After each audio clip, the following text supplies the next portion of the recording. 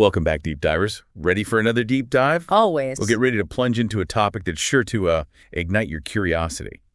Now, before we get started, don't forget to hit that like button and subscribe to our channel for more mind-blowing deep dives. Yes, please do. Okay, so today we're going deep, deep underground. We're going to explore a theory that could completely upend everything you thought you knew about where oil and gas come from. Sounds like a challenge. It is. We're talking about abiotic hydrocarbons. Have you heard of that?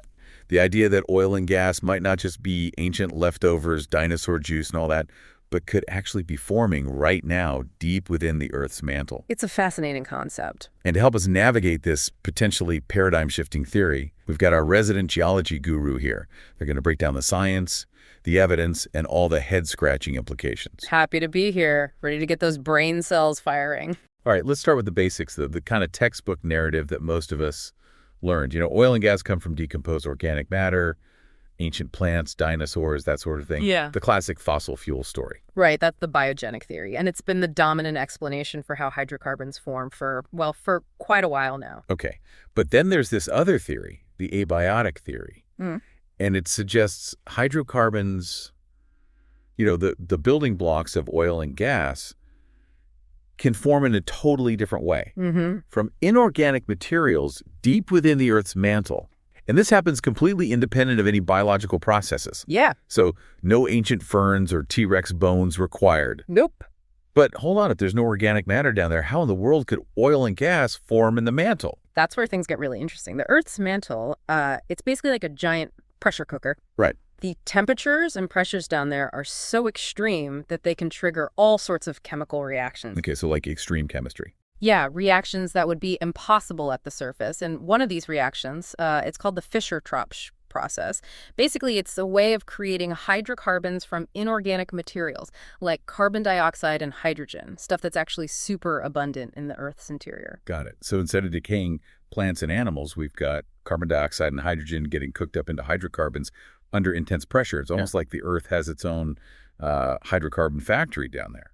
Exactly. And it's not just a theoretical possibility either. Scientists have been able to replicate these extreme mantle conditions in the lab using something called a diamond anvil cell. It's pretty cool, actually. They basically take tiny samples of material and squeeze them between two diamonds. I mean, we're talking pressures millions of times higher than atmospheric pressure. And then to really crank up the heat, they zap them with lasers to mimic the temperatures found in the mantle. So they're basically recreating a tiny slice of the Earth's mantle in the lab.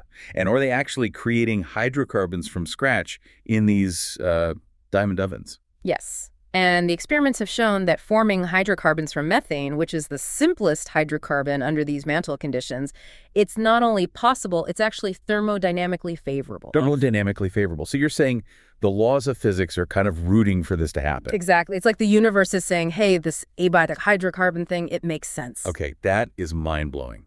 But I have to ask, are there any real-world observations that back this up? Does the abiotic theory explain things that the traditional biogenic theory can't? Oh, absolutely. There are quite a few intriguing examples that really make you think. For instance, we're finding oil and gas deposits in places where they really shouldn't be, according to the biogenic theory. We're talking about areas with little or no source rock. Source rock, that's the organic-rich sedimentary rock that's supposed to be like the cradle of oil, right? That's right. But we're finding oil in places where that kind of rock is basically absent. So we're finding oil where it shouldn't be. That definitely throws a wrench into the textbook narrative. It does. And the abiotic theory offers a potential explanation. What if these hydrocarbons aren't forming in these unlikely places, but are actually migrating upwards from the mantle? You know, traveling along deep faults and fractures in the Earth's crust. It was like an underground pipeline from the Earth's hydrocarbon factory. Exactly. It's like a hidden network delivering oil and gas to places that the traditional theory can't explain. And it's not just about the location of these deposits. There's also this phenomenon of replenishing oil fields. There have been cases where oil fields that were thought to be completely depleted have mysteriously started producing again. Wait, so you're saying some oil fields are basically refilling themselves? That sounds almost too good to be true. I know, right? But it's a phenomenon that's been observed in multiple locations around the world. And the abiotic theory, it offers a really compelling explanation. If hydrocarbons are continuously forming and migrating upwards from the mantle, Well, it's totally possible that they're replenishing these reservoirs over time. That's incredible. Okay, I'm starting to see why this theory is so captivating. It's like a whole new way of looking at our planet and its resources. It definitely challenges our assumptions. Now, I've heard about this ambitious drilling project in Sweden, the Siljan Ring project. Wasn't that supposed to prove or disprove the abiotic theory once and for all? What happened there? Did they strike abiotic oil? The Siljan Ring project, that was a really fascinating attempt to test the abiotic theory in a place where the traditional biogenic theory wouldn't hold up at all. They decided to drill into a massive impact crater in Sweden. And this crater was filled with granite. Granite. That's an igneous rock, right? The kind that forms from cooled lava. Not exactly the kind of rock you'd normally associate with fossil fuels. Exactly. They were basically saying, if we find oil here, it has to be abiotic because there's no source rock in sight. It was a bold move. So what did they find? Did they hit the abiotic oil jackpot? The results, well, they were intriguing, to say the least. They did find hydrocarbons, maybe not in huge commercially viable quantities, but enough to raise some eyebrows. And the hydrocarbons they found had a chemical signature that was actually more consistent with an abiotic origin. So they found oil in a giant granite crater. That's pretty strong evidence in favor of the abiotic theory, wouldn't you say? It definitely adds fuel to the fire. But the Siljan Ring project also yielded some other really interesting findings. They discovered magnetite, which is a type of iron oxide that was enriched with iridium. Iridium, isn't that pretty rare on Earth's surface? It is, but it's more common in meteorites. Which is pretty interesting because the presence of iridium in the Siljan Ring magnetite suggests a possible deep origin for this material. Remember, the impact that created the Siljan Ring crater would have fractured the Earth's crust. And that could have created pathways for materials from the mantle, including hydrocarbons and associated minerals, to migrate upwards. So the impact that created the crater might have also opened up a pathway for abiotic oil to reach shallower depths. Talk about a cosmic coincidence. But speaking of things traveling upwards from the mantle, what about helium? Doesn't the presence of helium in many oil and gas fields also lend support to the abiotic theory? Absolutely. Helium is kind of a unique element. It's chemically inert, which means it doesn't react with anything. It's like the lone wolf of the periodic table. I like that. The lone wolf element. So how did this lone wolf end up in oil and gas deposits? It seems out of place if oil is just decomposed organic matter. Exactly. The biogenic theory has a really hard time explaining why helium would be hanging out with oil and gas, but the abiotic theory has a nice, neat explanation. Helium, just like hydrocarbons, is thought to originate in the Earth's mantle, and it migrates upwards through the crust. So finding helium in oil and gas fields is like finding a fingerprint that points to a deep abiotic origin for both the helium and the hydrocarbons, like they were buddies on a road trip from the Earth's interior. That's a great analogy. The association of helium with hydrocarbons in many oil and gas fields, it's a really compelling piece of evidence, and it's hard to explain with the traditional biogenic theory. Okay, I'm really starting to see how the pieces of this abiotic puzzle fit together, and it's making me question everything I thought I knew about where oil comes from. It's a real game changer. The abiotic theory kind of throws a curveball at the traditional explanation of oil formation, especially with the whole helium thing. Like finding a penguin in the Sahara Desert doesn't quite fit the usual picture. Yeah, exactly. And there's another piece of this puzzle that's just as mind-boggling. This whole idea of oil being found in places where it logically shouldn't exist if we're sticking to the old textbook narrative. Remember how we touched on that? Absolutely. The case of the missing source rock, right? Bingo. And one of the most striking examples of this is the White Tiger oil field over in Vietnam. Ah, yes, the White Tiger field.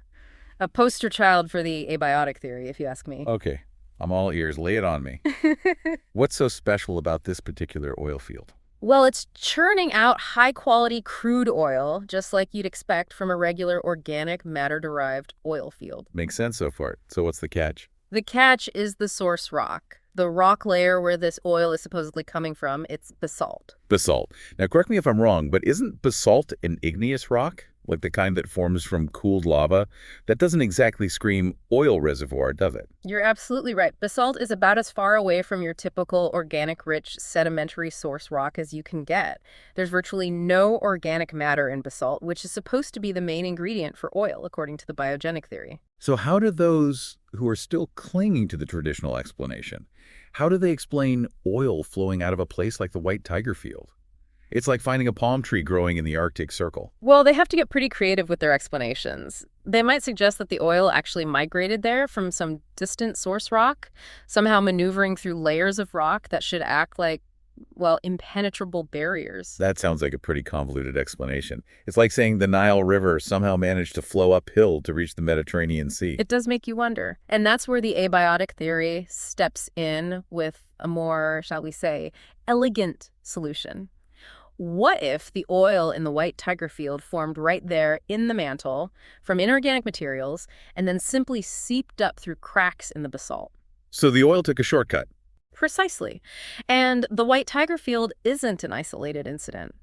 There's a growing body of evidence suggesting hydrocarbons can form and migrate through igneous and metamorphic rocks, rocks that the traditional theory never even considered as players in the oil game. This is absolutely revolutionizing the way I think about oil. It's like discovering that water doesn't actually come from rain, but springs up from the Earth's core. It's a paradigm shift for sure. The white tiger field and others like it are forcing us to re-examine everything we thought we knew about how oil forms and where it can be found. Okay, so we've got oil forming in rocks that shouldn't have oil, and we've got oil fields magically refilling themselves. The abiotic theory certainly seems to explain some things that the biogenic theory struggles with. It's definitely a compelling argument. Let's take a look at the Kola super deep borehole. Okay, the Kola super deep borehole. It's one of the deepest holes ever drilled into the Earth, reaching over 7 miles deep. That's got to be some kind of record. It is. And what's remarkable is that they found methane, Okay, a type of hydrocarbon, right. at depths where, according to the traditional biogenic theory, there should be virtually none. So they dug deeper than dinosaurs and still found oil. Yes. That's a big challenge to the conventional wisdom, isn't it? It certainly is. Yeah. It suggests that the methane they found is coming from a source far deeper than any fossil fuels, and this finding isn't an isolated incident. Right. There are other examples around the world where hydrocarbons are found in unexpected places, challenging the traditional depth limits of oil formation. Okay, I'm starting to see why this theory is causing a stir. But how do these hydrocarbons formed deep within the Earth make their way to the surface where we find them? That's a great question, and this is where the concept of upward migration comes in. Upward migration. Think of it like a giant slow-motion conveyor belt moving hydrocarbons from the Earth's mantle towards the crust. Okay. This migration is driven by pressure gradients and geological processes, like faulting and fracturing, creating pathways for hydrocarbons to travel upwards. So these hydrocarbons are constantly on the move, slowly working their way up from the depths. Yes. It's like a hidden plumbing system within the Earth. Exactly. And one of the key principles explaining this upward migration is something called Kudryavtsev's rule. Kudryavtsev's rule sounds a bit technical. Break it down for me. It's actually a pretty simple concept. Imagine a column of rock extending from the Earth's surface down to the mantle. Okay. Kudryavtsev's rule states that the density of hydrocarbons decreases as you move upwards through this column. Okay, so lighter hydrocarbons tend to be found higher up, while heavier ones stay deeper down. Precisely. And this density difference is what drives the upward migration. What? The lighter hydrocarbons like methane are more buoyant and tend to rise towards the surface, while the heavier ones like oil might take a much longer journey. This is starting to paint a very different picture of how oil forms and accumulates. But is there more to the story than just the location and movement of hydrocarbons? There is the composition of these hydrocarbons also tells a fascinating tale, and this is where we delve into the realm of chemical and isotopic anomalies. Anomaly sounds intriguing. Tell me more. Well, some hydrocarbon deposits, especially those thought to have an abiogenic origin, contain unusual elements and isotopic signatures. Okay. For example, high levels of helium and argon-40 have been found in certain oil and gas fields. Helium and argon, aren't those typically associated with noble gases, not hydrocarbons? Yes, and that's what makes their presence in these deposits so intriguing. Helium and argon-40 are primarily found in the Earth's mantle, not in the organic matter that's supposed to form oil, according to the traditional theory.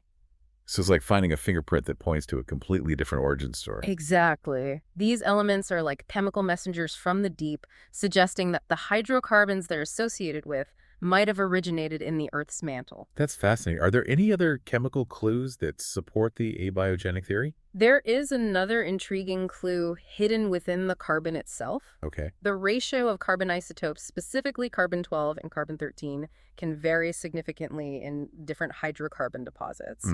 And some methane deposits, particularly those found in deep ancient rock formations, have isotopic signatures that are strikingly different from what you'd expect from a biogenic origin. Okay, so the type of carbon in these deep methane deposits doesn't match the carbon you'd typically find in decomposed organic matter. That's right. It's another piece of the puzzle that points toward an abiogenic origin for these hydrocarbons. This is all starting to make a lot of sense, but I'm curious, are there any specific geological formations that provide evidence for abiogenic hydrocarbons? There are, and these formations are often linked to dramatic geological events which provide even more support for the abiogenic theory. What kind of events are we talking about here? Think meteor impacts Okay. and volcanic activity. These events can create pathways for deep fluids, including hydrocarbons, to rise towards the surface. Okay, so these cataclysmic events are like opening a pressure valve, Yeah, allowing hydrocarbons from deep within the Earth to escape. exactly. Wild!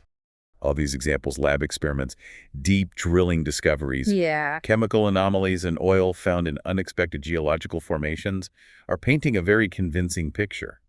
It seems like the evidence for abiogenic hydrocarbons is pretty strong. The evidence is indeed compelling. It's challenging long-held assumptions and opening up exciting new possibilities.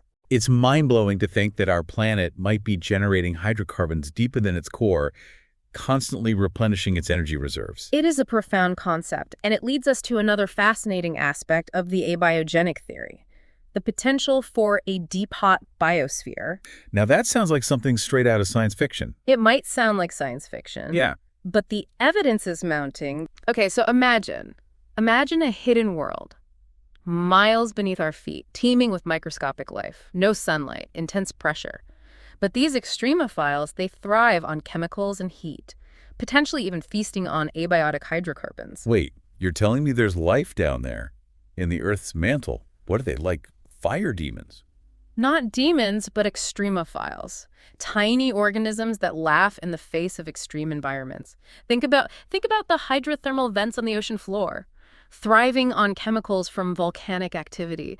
They show us that life can exist in the most unexpected places. All right, so we've got hydrocarbons forming deep within the Earth, potentially feeding a hidden biosphere. So while we humans are up here enjoying the sunshine, Right. there's a whole other world below us powered by the Earth's internal heat and chemicals. Exactly. And this deep hot biosphere might be far more expensive than we realize. It could extend for miles beneath the continents and oceans, representing a vast hidden biosphere, That's crazy. potentially exceeding the biomass of all surface life. Wow, that's incredible. A whole hidden world teeming with life. Right. A world we're only just beginning to glimpse. And the implications of this are profound. It challenges our understanding of where life can exist Right. and what it needs to survive. Mm-hmm. It also raises fascinating questions about the interconnectedness of Earth's systems. Yeah. If hydrocarbons are constantly being generated and consumed within this deep, hot biosphere, it means there's a dynamic exchange of energy and materials happening deep within our planet. It's like a giant hidden engine driving the processes we observe on the surface. Precisely. And the implications for energy resources are equally significant if hydrocarbons are not just the product of ancient buried biomass, Right. but are constantly being generated by geological processes. Yeah. It means our planet's energy potential might be far greater than we ever imagined. Okay, let's pause for a moment and let that sink in. We're talking about a potential paradigm shift in our understanding of life energy. And the Earth itself, the abiogenic theory, coupled with the deep hot biosphere, paints a picture of a dynamic, interconnected planet with resources that might be far more abundant and renewable than we ever thought possible. It's a captivating and challenging perspective. Yeah. One that's forcing scientists to rethink long-held assumptions and explore new frontiers. It is. And while the debate continues, The evidence supporting abiogenic hydrocarbons in the Deep Hot Biosphere is growing. So where do we go from here? What are the next steps in unraveling this scientific mystery? Continued research. Deeper drilling explorations, advanced analytical techniques, and an open mind. We need to investigate more sites like the Kola super deep borehole and the Siljan ring. We need to study the microorganisms thriving in these extreme environments, unlocking the secrets of their metabolism and survival mechanisms. And we need to develop new technologies to probe the depths of our planet, unveiling the mysteries of the Deep Hot Biosphere and the potential for abiogenic hydrocarbons. It's a call to adventure for the scientific community, a quest to understand a hidden world that might hold the key to our planet's past, present, and future. Indeed. And let's take a little trip beyond our planet. Okay. We've found hydrocarbons on other celestial bodies, asteroids, comets, even the moons of Jupiter. So you're telling me that space is full of oil? Not exactly oil as we know it, but hydrocarbons, the basic building blocks. You see, this suggests that hydrocarbons are not unique to Earth and might have formed during the early solar system's formation. So if those building blocks are out there in space, is it possible that they were also part of the mix when Earth was formed? Precisely. The materials that coalesced to form Earth could have contained these primordial hydrocarbons, meaning our planet might have been born with oil already inside. Okay, now we're talking. So these hydrocarbons are just hanging out deep down in the Earth's mantle. So we've talked about the evidence from space, the deep hot biosphere, and the possibility of oil fields replenishing themselves. But you mentioned earlier that there's a historical dimension to this debate as well, right? Didn't this idea come up before?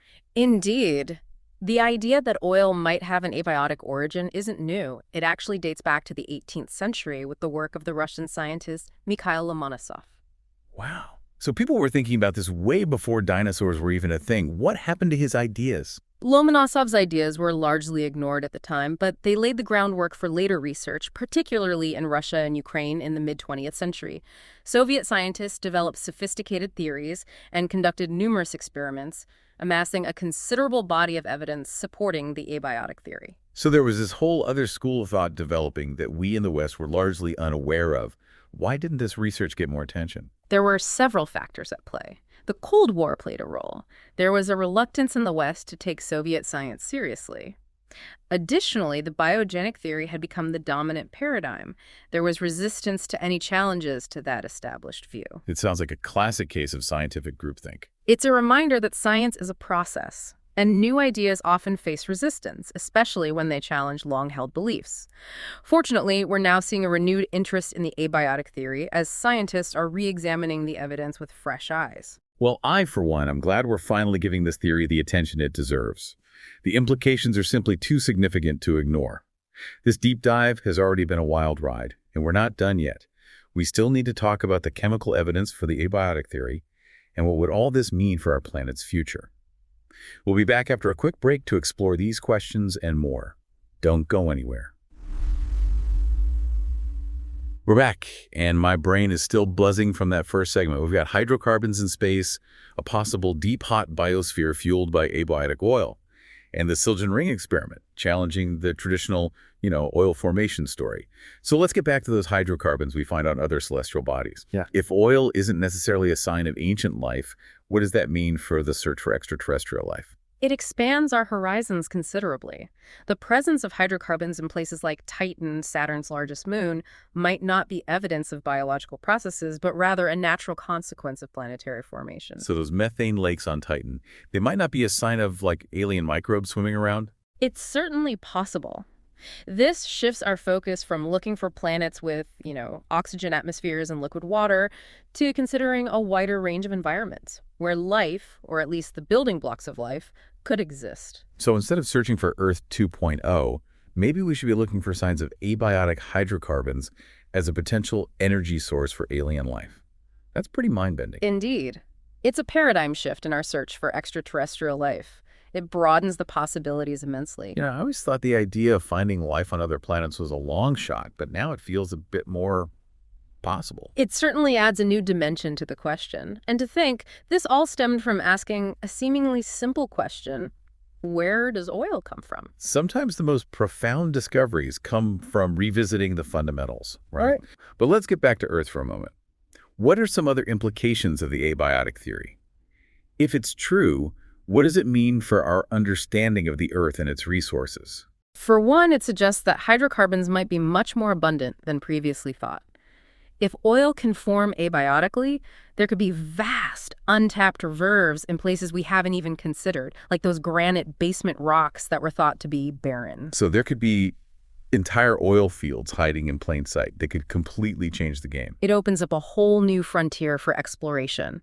And if oil is a more renewable resource than we thought, it could have a significant impact on global energy markets. That would definitely shake things up. So we've talked about the evidence from space, the deep hot biosphere, and the possibility of oil fields replenishing themselves. But I'm sure there are counter-arguments as well. Critics who aren't quite ready to throw out the textbook just yet. Of course. Every scientific theory has its skeptics, and that's a good thing. It forces us to sharpen our arguments, examine the evidence more closely, and ultimately leads to a deeper understanding. So let's put on our critical thinking caps and dive into some of those counter-arguments. What are the main points that the skeptics raise against the abiotic theory? Well, one of their most common criticisms is that the abiotic theory, despite all this intriguing evidence, still hasn't gained widespread acceptance within the mainstream scientific community. Welcome back to the Deep Dive. We've been on this incredible journey exploring the idea that oil and gas might not be just remnants of ancient life, but something the Earth is cooking up right now, deep down in its mantle. It's a theory that really shakes things up, doesn't it? It does. But like we were saying before, because of that metaphorical break, every scientific theory has its critics. And it's important to look at all sides of the argument. Right, healthy skepticism keeps science honest. So let's dig into some of those criticisms of the abiotic theory. You were saying that one of the main criticisms is that despite some intriguing evidence, it hasn't really won over the mainstream scientific community. Yeah, a lot of geologists and petroleum engineers are still firmly in the biogenic camp. They're not quite ready to throw out the textbook just yet. And I bet they've got some pretty solid arguments to back up their skepticism. What are some of the main points they raise against the abiotic theory? One of the big ones revolves around the presence of biomarkers in oil. You know, those molecular fossils, remnants of ancient organisms. Right, those tiny traces of ancient life that are like fingerprints in the oil. Exactly. And the biogenic folks see those biomarkers as a smoking gun, proof positive that oil ultimately originated from biological material. It does make sense. I mean, if there are bits and pieces of ancient critters in the oil, it's hard to argue that it didn't come from living things at some point, right? That's the line of reasoning, yeah. But abiotic proponents have a pretty interesting counter to the biomarker argument. Okay, I'm intrigued. What's their take on it? They don't actually deny the presence of biomarkers in oil. What they suggest is that those biomarkers weren't originally part of the oil itself, but got picked up along the way. Picked up along the way? Like where? As the oil migrates upwards from the mantle, it has to pass through the deep biosphere. Ah, right, the deep biosphere. That hidden world teeming with microorganisms miles beneath the surface. Exactly. And as the oil journeys through this microbial metropolis, it picks up these biomarkers, almost like hitchhikers. So it's not that the oil itself is made from ancient life. It's just that it mingled with life on its way up to the surface. Exactly. The bacteria and other microorganisms living in the deep biosphere leave their molecular mark on the oil as it passes through. So the oil ends up carrying those biomarkers even though it didn't originate from biological material. That's a pretty clever way to explain the biomarker conundrum. So the oil is kind of like a time capsule, picking up traces of the different environments it's traveled through. I like that analogy. It highlights how dynamic the Earth's interior is with all these interconnected processes at play. But I imagine the biomarker debate isn't the only challenge to the abiotic theory. What other arguments do the skeptics bring up? Another common critique focuses on the sheer scale of the oil and gas reserves we've already discovered and tapped into. Right, we've extracted a massive amount of oil and gas over the past century or so. Exactly. And critics of the abiotic theory argue that if oil and gas were forming continuously in the mantle, as the theory suggests, we should be finding far more of it. They say the amount we've found so far points to a finite source, consistent with the idea of decomposed organic matter trapped in sedimentary rocks. So it's an argument about quantity, basically. If the Earth has an unlimited supply of abiotic oil, why haven't we found more of it? That's the gist of it, yeah. But abiotic proponents have a response to that, too. They point out that the pathways for oil and gas to migrate from the mantle to the surface are incredibly complex.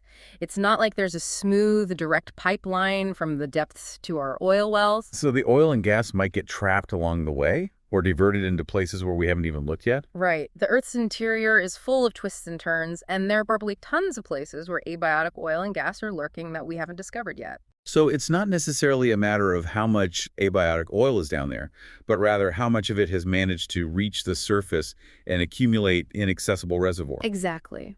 It's a game of geological hide and seek, and we're still learning the rules. This whole discussion has been so fascinating. It's really made me rethink how much we actually know about the inner workings of our planet. There's always more to learn. But before we wrap up, I have one final question for you. If the abiotic theory is correct, how does it change our understanding of the Earth itself? It suggests that our planet is a far more dynamic and complex system than we previously imagined.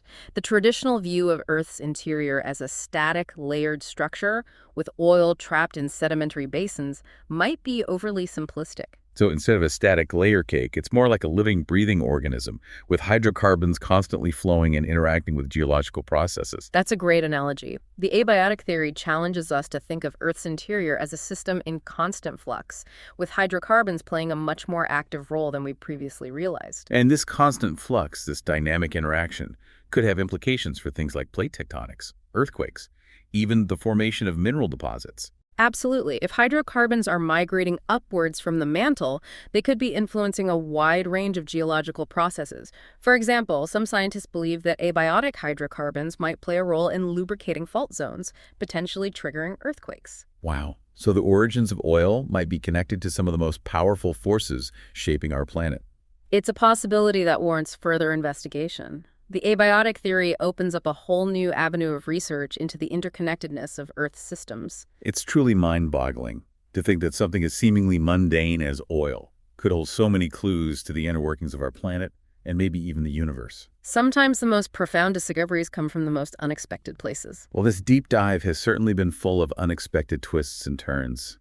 We've journeyed from the depths of the Earth to the vastness of space, challenging conventional wisdom and exploring a theory that could revolutionize our understanding of energy, the environment, and even life itself. It's been a truly incredible journey. Any final thoughts before we resurface from this deep dive? If this deep dive has taught us anything, it's that the quest for knowledge is never truly over. The abiotic theory has challenged us to question our assumptions, to delve deeper into the mysteries of our planet, and to consider the possibility that the universe might be even more wondrous and strange than we ever imagined. So keep exploring, keep questioning, and never stop being amazed by the world around us.